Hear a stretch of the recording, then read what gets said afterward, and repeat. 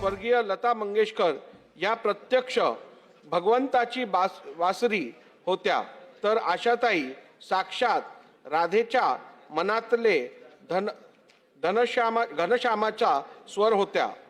सतत काळाबरोबर राहण्याची हातोटी, नवनवीन गोष्टी आत्मसात करण्याची वृत्ती, उत्तम विनोदबुद्धी आणि गाण्याचा ध्यास ही आशाताईंच्या सदस्तेज व्यक्तिमत्वाची वैशिष्ट्य होती। नावाप्रमाणेच त्यांचे सगळे जीवन आशेचा, दुर्दमय इच्छा शक्तीचा आणि मूर्तिमंत जिद्दीचा प्रवास होता।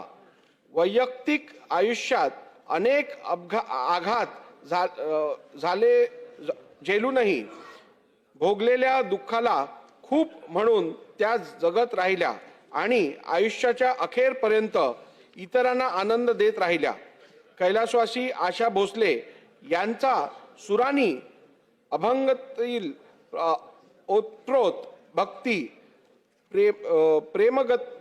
गीतातील अनुराग, श्रृंगार गीतातील मधुराळ मादकता, विरह गीतातील दुखरी वेदना, उडत्या गाण्यातील खट्याळपणा आणि बिनधास्तपणा या समस्त भावना कोट्यावधी गान रसिकांच्या हृदयापर्यंत पोहोचविल्या। स्वर सम्राज्ञीचे रविवार दिनांक 12 एप्रिल 2026 रोजी दुःखद निधन झाले।